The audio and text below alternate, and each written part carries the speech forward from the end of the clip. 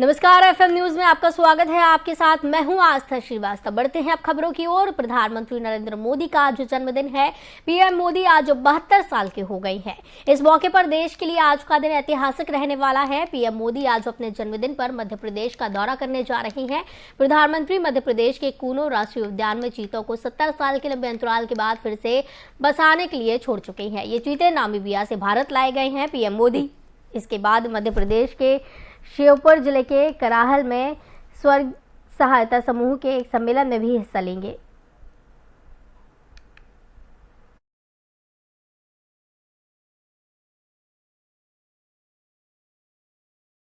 प्रधानमंत्री के जन्मदिन पर आज देश भर में जन्मदिन मनाया जा रहा है। पीएम को बधाई देने वालों का तांता लगा हुआ है। दिल्ली के मुख्यमंत्री अरविंद केजरीवाल ने पीएम मोदी को जन्मदिन की बधाई दी। सीएम केजरीवाल ने ट्वीट कर पीएम को शुभकामनाएं दी। उन्होंने लिखा कि आपकी लंबी आयु और स्वस्थ जीवन की कामना करता हूं।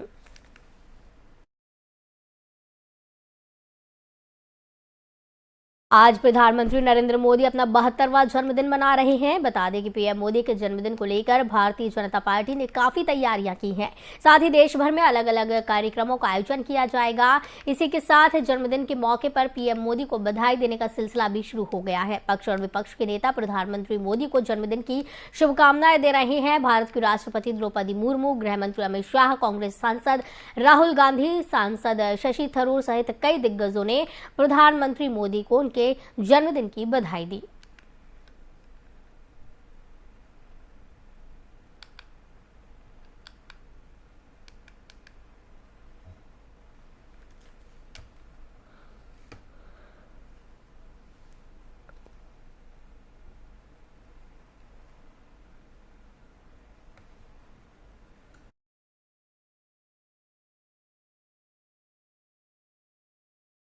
रक्षा मंत्री राजनाथ सिंह ने पीएम मोदी के जन्मदिन के मौके पर कहा कि प्रधानमंत्री नरेंद्र मोदी की आत्मनिर्भर भारत मुहिम ने भारत को दुनिया के सबसे मजबूत और सम्मानित देशों की कतार में खड़ा कर दिया है। बता दें कि एक कार्यक्रम में राजनाथ ने कहा कि आत्मनिर्भर भारत का मतलब किसी तरह का अलगाव नहीं है। ये भारत का संकल्प है जो पूरी दुनिया को उम्मीद और राहत देता है।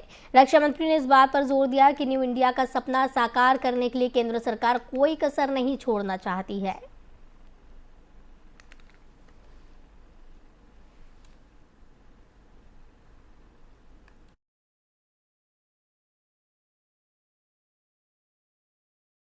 दिल्ली के मुख्यमंत्री अरविंद केजरीवाल ने कांग्रेस पर निशाना साधते हुए कहा कि राहुल गांधी कांग्रेस को कमजोर करने के लिए काफी है। केजरीवाल ने इन आरोपों को खारिज करते हुए कहा कि आम आदमी पार्टी बीजेपी की बी टीम के रूप में काम कर रही है और कांग्रेस को कमजोर कर रही है। केजरीवाल ने एनडीटीवी के एक कार्यक्रम में पूछे गए सवाल के जवाब में कहा, क्या मुझे कांग्रेस को कमजोर करने की जरूरत है? क्या राहुल गांधी पर्याप्त नहीं है? बता दें, उनसे इस संबंध में उनकी प्रतिक्रिया पूछी गई थी कि राजनीति प्रतिद्वंदी इस तरह के आरोप लगा रहे हैं कि आप कांग्रेस को कमजोर कर रही है और भाजपा की बी टीम के रूप में काम कर रही है।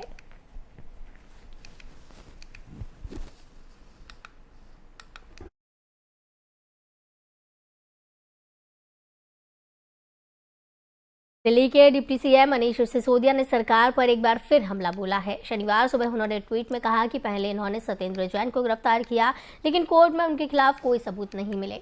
उन्होंने मेरे घर पर रेड डाली, कुछ नहीं मिला। फिर कैलाश गहलोत के खिलाफ एक फर्जी जांच शुरू की और अब अमानतुल्लाह खान की गिरफ्तारी। आम आदमी पार्टी के हर एक नेता को तोड़ने के लिए ऑपरेशन लोटस जारी है।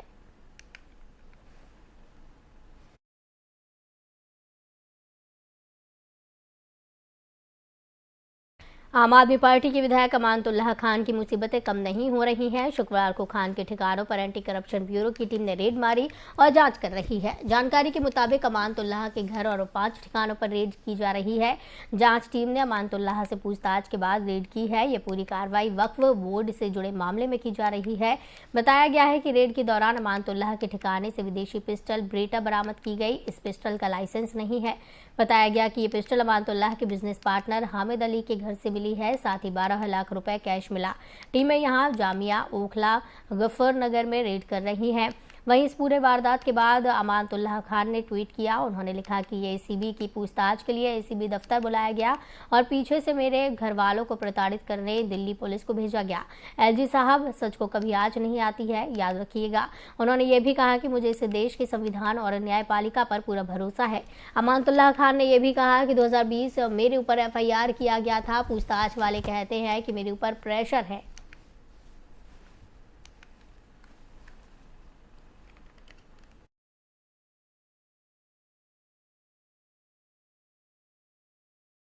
दिल्ली कांग्रेस के अध्यक्ष चौधरी अनिल कुमार ने एक बार फिर से केंद्र सरकार पर निशाना साधा है। क्या कुछ बोले चौधरी अनिल कुमार, देखिए।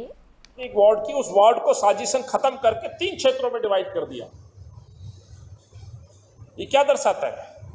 यानी कि भाजपा को डर, खौफ, और इसके विपरीत विश्वासनगर में स्टेट इलेक्शन आयोग द्वारा जारी नोटिफिकेशन की हम बात करें तो विश्वासनगर में 1 वार्ड कम होना चाहिए था, वहां पर रिपीट कर दिया जाता है 4 वार्ड, और कौंडली में 1 वार्ड कम कर दिया जाता है। चूंकि विश्वासनगर भाजपा के विधायक साहब की सीट है, विश्वासनगर को भाजपा अपना गढ़ मान रही है, क्या इसलिए वहां पर वार्ड नहीं घटाया, जबकि नियमानुसार वहां भी घटना चाहिए था?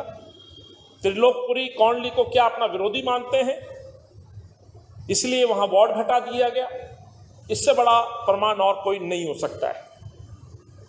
पटपड़गंज विधानसभा, जिसको मैंने भी रिप्रेजेंट किया है, जान के हैरानगी होगी, त्रिलोकपुरी और कौंडली से आप कंपेयर करें तो पटपड़गंज के अंदर भी दोनों से कम पॉपुलेशन है, लगभग 2,20,000 पॉपुलेशन है। कौंडली में लगभग 2,32,000 पॉपुलेशन है। इसका जवाब ना भाजपा देगी ना स्टेट इलेक्शन कमीशन देगा। एक वार्ड की, उस कांग्रेस मुख्यालय में कांग्रेस नेता राजेश लेलोठिया ने शुक्रवार को यूपी के लखीमपुर खीरी में 2 बेटियों के साथ हुए दुष्कर्म की कड़ी निंदा की है। इसके साथ ही उन्होंने कांग्रेस की ओर से उन दोनों लड़कियों को श्रद्धांजलि दी है। पिछले वर्ष के मामले भी शामिल हैं। मतलब जहां पर सरकार में एक तरफ बड़ी बड़ी बातें की जाती हैं कि जो मोदी की सरकार है वो दलितों के उत्थान के लिए, उनके विकास के लिए, उनकी सुरक्षा के लिए कार्यक्रम बना रही है, उसके लिए काम कर रही है, लेकिन देखने को ये मिल रहा है कि 70,000 अत्याचार के मामले अभी पेंडिंग हैं, जिसके ऊपर कोई अभी तक कार्रवाई भी नहीं हुई। ये भी एक तो प्रश्न उठता है कि किस तरीके का इनकी सेंसिटिविटी है अत्याचारों को लेकर, महिलाओं के ऊपर और दलितों के ऊपर। हम पूछना चाहते हैं नरेंद्र मोदी की सरकार से कि अत्याचार रोकने और इन परिवारों को न्याय दिलाने के लिए क्या कर रही है। हम सभी जानते हैं कि भारतीय राष्ट्रीय स्वयंसेवक संघ है, वो उसने पूरे देश में किस तरीके का नफरत का एक माहौल बनाया है, और इस लखीमपुर खीरी वाले मसले में भी वो उसको, उनके लोग, उनके एजेंट्स, उनकी एजेंसीज, उनके अग्रिम संगठन किस तरीके से उसका रूप दे रहे हैं कि वो सांप्रदायिकता का किसी तरीके से उसको रंग दे दिया जाए। पिछले वर्ष के मामले भी शामिल।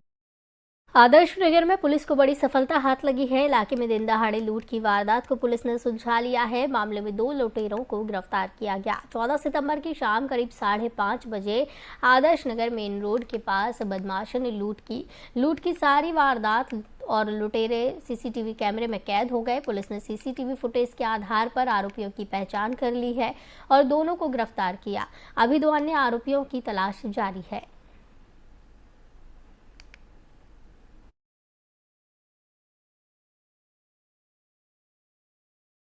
आजादपुर मंडी में गोली चलने का मामला सामने आया है। गोली लगने से शख्स की मौत हो गई। बताया जा रहा है कि आपसी विवाद में गोली चली है। मंडी में साथ में काम करने वाले पल्लेदार ने राजा नाम के पल्लेदार को गोली मार दी।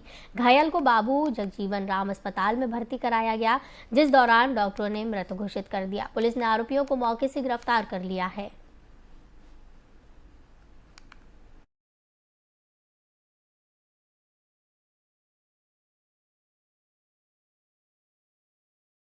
रोहिणी पुलिस ने चंद घंटों में चोरी की वारदात को सुलझा लिया। विजय विहार थाना पुलिस ने 2 सगे भाइयों को गिरफ्तार किया। पकड़े गए दोनों भाई आदतन अपराधी हैं और चोर स्नैचिंग करते हैं। पुलिस ने आरोपियों के कब्जे से चोरी का मोबाइल फोन, एक डिजिटल वॉच, चोरी की गई 1500 रुपए नगद राशि भी बरामद की है। पुलिस आगे की जाँच कर रही है।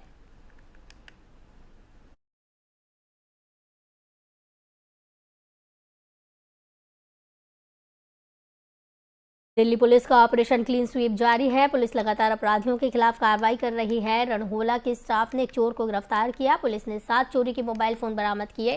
पहले भी 3 सेंधमारी के मामलों में आरोपी शामिल है।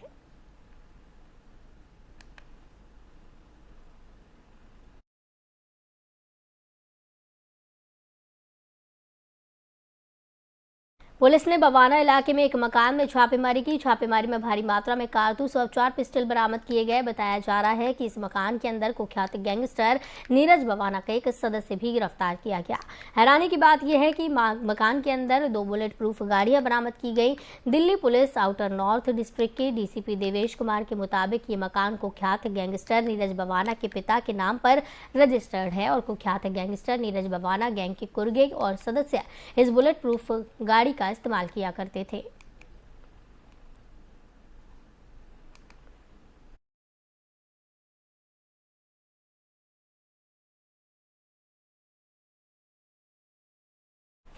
पश्चिम बिहार ईस्ट और एटीएस की टीम को बड़ी सफलता मिली है। नीरज बवाना के नाम पर रंगदारी मांगने वाले 2 शातिर अभियुक्तों को दिल्ली पुलिस ने गिरफ्तार किया है। नीरज बवाना का डर बनाकर दोनों ने 1 करोड़ रुपए की रंगदारी की मांग की थी। पुलिस ने दोनों को हरियाणा के रोहतक से गिरफ्तार किया। पुलिस के मुताबिक तीसरा आरोपी फरार है। पुलिस का कहना है कि आरोपी जल्द ही गिरफ्तार होंगे।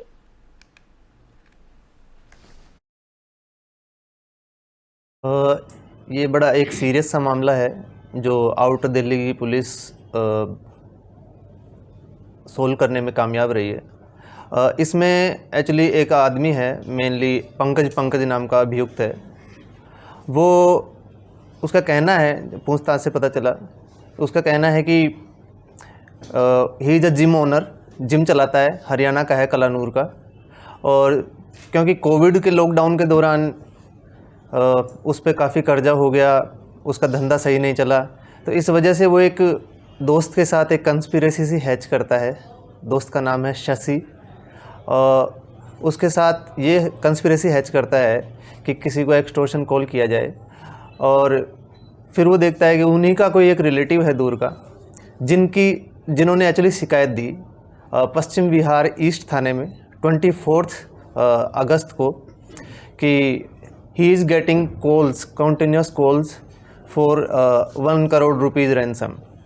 वो एक्सटॉर्शन कॉल है, रैंसम नहीं है, एक्सटॉर्शन कॉल है कि आप 1 करोड़ रुपया दो वरना आपको प्रॉब्लम हो सकती है। खबरों का सिलसिला लगातार जारी रहेगा। मुझे दीजिए इजाजत। नमस्कार।